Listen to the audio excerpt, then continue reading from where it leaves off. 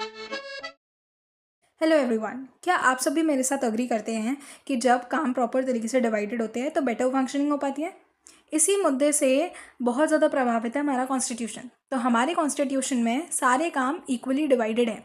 तो इसके लिए यूनियन लिस्ट, स्टेट लिस्ट और कॉन्करेंट लिस्ट बनाई गई है। हमारा जो इंडियन कॉन्स्टिट्यूशन है उसके 7th शेड्यूल में ये तीनों लिस्ट हैं और इन 3 लिस्ट से हम सेंटर के बीच में, स्टेट के बीच में और उन दोनों को किस मुद्दे पे सेम पावर्स देनी चाहिए उस बारे में डिफाइन करते हैं। हमारे पास 3 लिस्ट होती हैं। एक होती है union list. Union list list number 1 होती है जिसमें नेशनल इंपॉर्टेंस के मुद्दे होते हैं जो डायरेक्टली पार्लियामेंट के पास होते हैं और पार्लियामेंट ही सिर्फ इस पर लॉज बना सकती है और साथ ही साथ जो स्टेट्स है वो इस पे लॉज नहीं बना सकती। इसमें टोटल 97 नंबर्स ऑफ सब्जेक्ट हैं।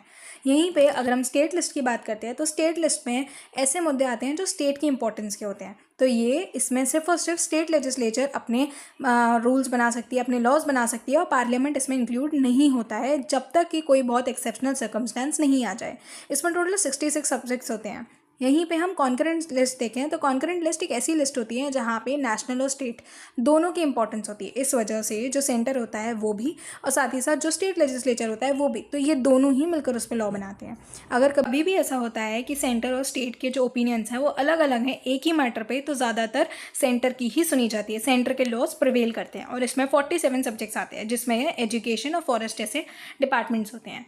तो यहाँ पर आपको कुछ की पॉइंट्स याद रखने पड़ेंगे कि ये जो पावर होती है, जो डिस्ट्रीब्यूशन ऑफ पावर है, ये बैलेंस करके रखता है हमारे पूरे फंक्शनिंग को और इससे एक स्मूथ फंक्शनिंग बनती है।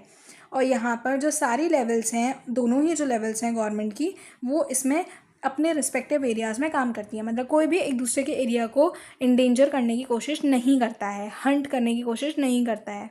तो यहाँ पर आज हमने ये लिस्ट के बारे में पढ़ा और इससे हमारी जो फंक्शनिंग है वो बेटर हो जाती है। तो आप कितना इस पॉइंट से अग्री करते हैं और आपके क्या ओपिनियंस हैं इस चीज़ पे, आप मुझे ज़रूर कमेंट बॉक्स में बताइएगा। और प्लीज़ मेरे चैनल को सब्सक्राइब और फॉलो करना बिल्कुल भी मत भूलिएगा and do like and share also.